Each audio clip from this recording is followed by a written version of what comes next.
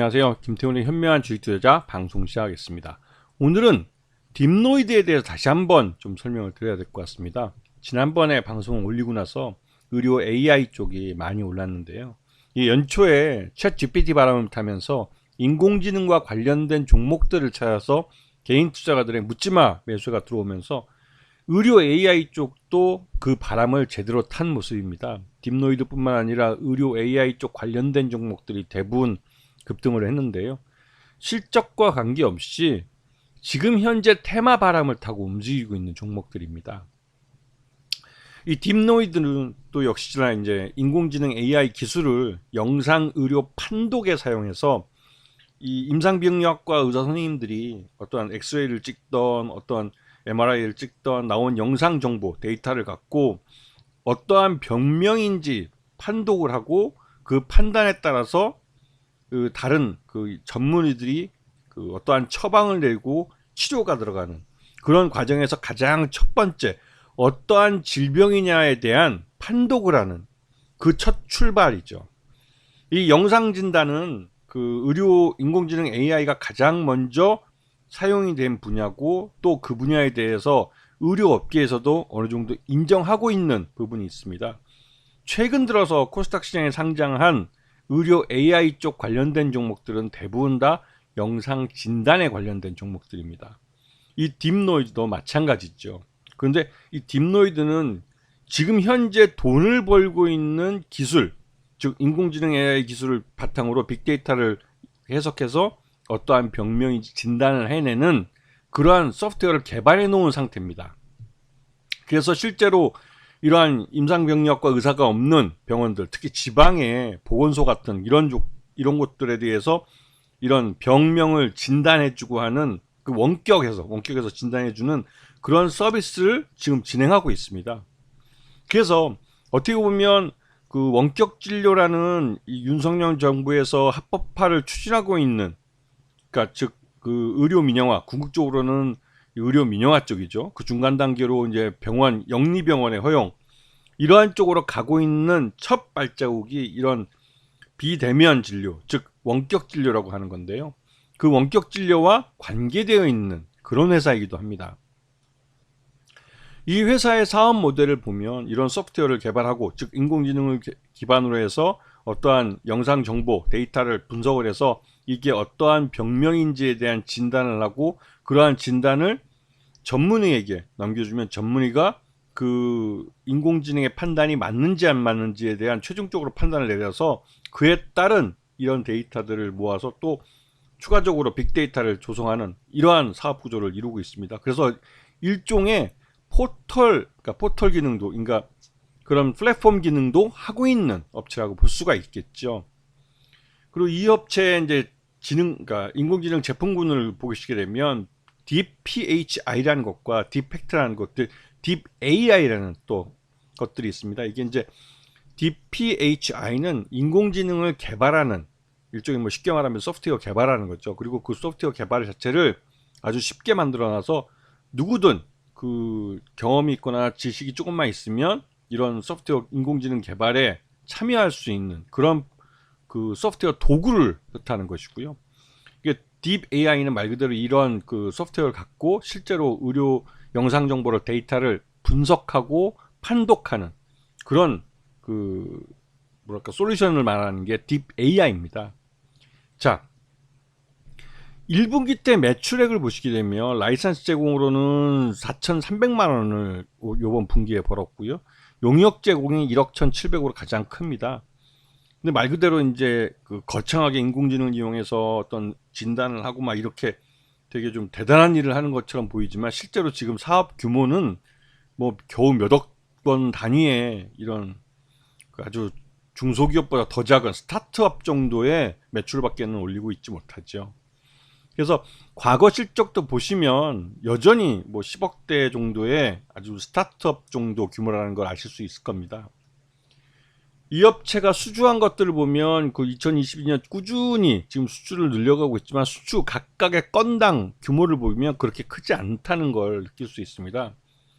이게 뭐 그 2022년 4월 달에 수주해서 10월 달에 납품을 한 뭐 7억 9천만 원짜리가 가장 큰 그 납품건이라고 볼 수 있는데요. 이런 거 외에는 대부분 짜잘한 것들이죠. 매출액을 보면 2분기에만 1분기에 지금 1억 6천, 그 작년 1분기 때는 1억 4천을 냈으니까 그보다 좀 좋아졌고, 여전히 영업 손실은 20억대, 굉장히 큰 규모죠. 매출 규모에 비해서는 엄청나게 큰 손실을 보고 있는 겁니다. 왜냐면 직원 수가 100명씩이나 되기 때문에 이 판관비가 20억대가 고정적으로 거의 나가고 있기 때문에 이런 현상이 나타나는 거고요. 그리고 단기순 손실도 역시나 20억대 분기별로 발생하고 있습니다. 자, 딥노이드 지금 3년간 실적을 보시게 되면 매출은 9억에서 32억으로 증가했습니다. 그리고 이제 32억을 기록했을 때 이제 상장을 한 거죠. 손실은 77억에서 영업 손실은 62억으로 줄었고, 단기순 손실이 89억에서 53억으로 줄었습니다. 그리고 올해도 지금 뭐 매출은 고만고만 할 것 같고요. 영업 손실이나 이것도 여전히 적자를 기록할 것 같습니다. 하지만 회사 측은 딥노이드의 현재 손익분기점이 매출 100억이라고 얘기를 하고 있고, 2024년 즉 내년이죠. 내년에는 매출 111억 원을 달성해서 영업이익을 흑자 전환시킬 거다라고 발표를 해놨습니다. 근데 그건 이제 어디까지나 회사 측이 목표로 하는 거고, 목표가 제대로 달성되는 경우는 거의 없죠. 자, 최대주 지분이 35.61%이기 때문에 아직은 한 번 정도 더 유상증자할 수 있는 여유는 있습니다. 30% 지분대까지. 하지만 지금 현재 주가가 10,000원대까지 떨어져 있는 상태이기 때문에 지금 현재 가격에서 주가 유상증자 할 경우에는 최대주 그 가치가 너무 많이 희석될 수 있기 때문에 아마도 주가를 좀 끌어올린 다음에 유상증자를 하지 않을까라는 생각이 좀 들기는 합니다. 근데 최근 들어서 이 업체가 국책과제를 두 건이나 새로 이제 받게 되었고, 그 다음에 그 전부터 해왔던 국책과제가 올해 연도에 마무리되는 것들이 있습니다. 그래서 지금 뭐 정보통신산업진흥원에서 발주를 한 그러니까 이 과제들이 뭐 많긴 거의 세 건이 있고요. 요번에 이제 산업인력공단에서 발주한 게 또 한 건이 있습니다. 그래서 네 건을 지금 보시게 되면 이 수주를 했고, 이 네 건의 국책과제가 규모가 꽤 있습니다. 그래서 이것들이 거의 매출액에서 보면 용역 쪽은 거의 이쪽 사업들이 대부분이 아닐까라는 생각이 좀 들 정도인데요. 그러다 보니까 국책과제에 의존해서 살아가는 그런 기업으로 보일 수밖에 없죠. 자, 딥노이드는 상장 이후로 주기차게 하락을 하다가 올해 들어와서 처음으로 5,000원대까지 주가 하락을 했다가 올 연초에 1, 2, 3월달 1분기 때 그 최고가 15,200원으로 해서 챗 GPT 바람을 타고 거의 한 300% 정도 수익률의 주가 상승을 나타냈습니다. 그리고 지금 현재 또 인공지능 바람은 여전히 타고 있고요.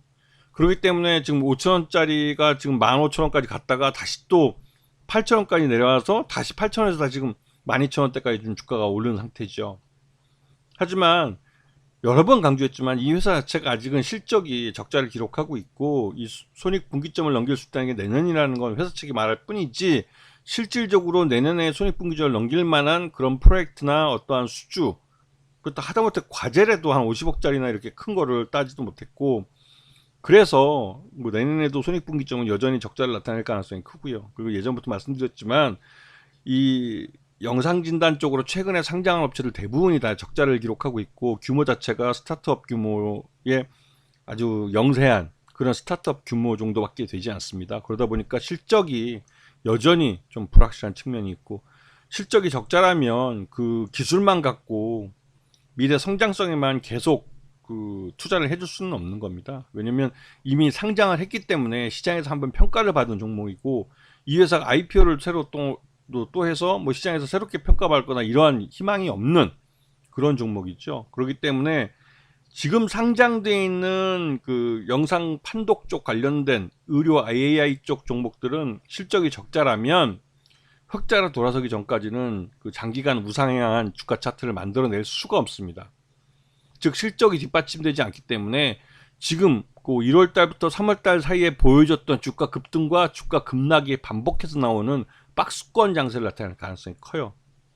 그렇기 때문에 지금 그 말 그대로 이제 이 테마주 바람이 불 때는 오르고 잠잠해지면 다시 흘러내리고 하는 걸 반복해서 보여줄 가능성이 큽니다. 그래서 실적이 뒷받침되지 않는 단순히 어떤 미래 성장성이나 기술력만 갖고 있는 기업들에 대한 이러한 그 기대감은 한계를 갖고 있는 주가 상승이라는 걸 명백하게 인식하고 계셔야 됩니다. 그렇기 때문에 이런 종목들은 절대로 그러니까 급등을 해서 장대 양봉을 만들었을 때 추격 매수 잡는 게 아닙니다. 그러면 그 종목은 반드시 상투에 물릴 가능성이 크죠. 그렇기 때문에 이런 종목들은 실적이 뒷받침 안 되기 때문에 조심하셔야 되는 겁니다. 그래서 지난번에 의료 AI 쪽 관련해서 유튜브 동영상 올려드리면서 그런 부분에서 경고를 해드렸는데요. 최근 들어서 또 이제 그 미국 쪽에서 인공지능 관련해서 엔비디아 주가가 계속 오르면서 또 왜냐면 엔비디아 칩 자체가 인공지능 AI 쪽에 사용되는 칩이기 때문에 이 칩에 대한 수요가 많다는 건 그쪽 산업 즉 인공지능에 관련된 투자가 많이 이루어진다는 것이고 우리나라 그 증시에서도 똑같이 인공지능에 관련된 종목을 찾는 투자자들이 많아지기 때문에 인공지능 관련주들에 대한 매수세가 유입될 가능성이 크고 그에 따라서 일시적으로 이 인공지능이라는 이 섹터에 그 유동성 장세가 벌어지는 겁니다. 그래서 그것은 실적으로 뒷받침되지 않기 때문에 테마주 바람이 잔잔해지면 다시 주가는 흘러내립니다. 처음 출발했던 자리로 돌아오는 경우도 종종 있습니다. 그렇기 때문에 조심하셔야 되죠. 아시겠죠? 자, 오늘 방송 여기서 마치겠습니다. 감사합니다.